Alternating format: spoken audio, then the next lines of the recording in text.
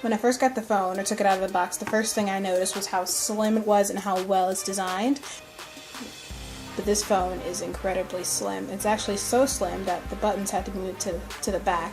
This is the power button and the volume up and down keys. I was actually concerned that the screen, I wouldn't be able to get used to the size of the screen, because this is actually a 5.5-inch screen, but I'm already used to it. I got used to it pretty quickly. Since I've never owned an LG smartphone, the power button and the volume keys being on the back was not something I was used to.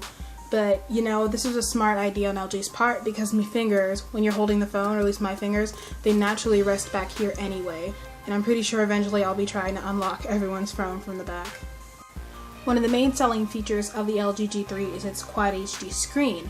And at first I thought I wouldn't be able to notice it, but when I'm watching YouTube videos or playing a game or even reviewing pictures that I've taken on the phone, I did notice a difference between that and my previous phone. And they even have 2 pre-installed videos on the phone already to showcase the quality. Not code isn't something I initially saw myself using too much, but I did try it the first couple days I had the phone and I liked it. However, I'm since switched to something a little more secure. So to activate the not code, you just tap on the screen in the pattern that you selected. So I've had 4 taps in the top left corner and it turns my screen automatically.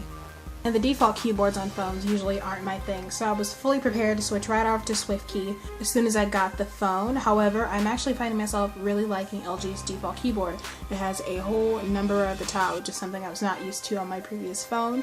And I haven't really made many mistakes. It has swipe and everything, or a swipe-like feature and everything, so I'm pretty satisfied with that as well.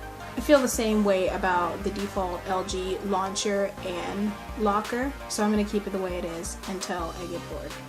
Dual window, or a dual window type feature, is something I've seen on other phones already, and I wasn't too impressed, so I didn't think I was going to need it too much, but I've actually used it more than I thought I would.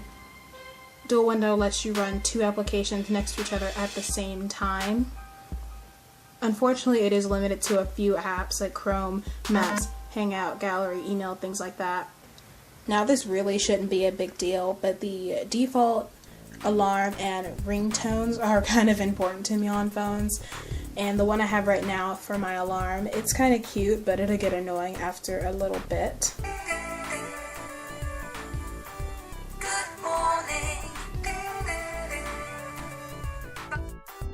Now, as far as battery life has been excellent on the G3 for me so far.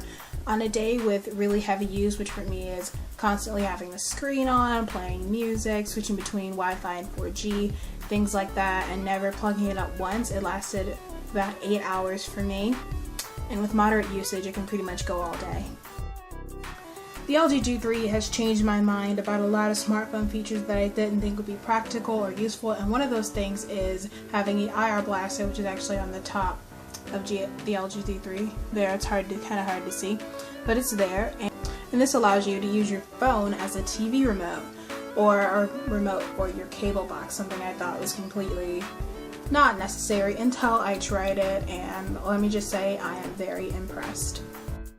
Now, the last feature I'd like to touch on for the LG G3 is the camera, which is highly noted for its laser autofocus. There's actually, there it is right there. There's a laser on the back of the phone for autofocus. You might be able to see it blinking a little bit there, and it really does work. As you can see, it snapped right in there on my mouse. It refocuses when it needs to.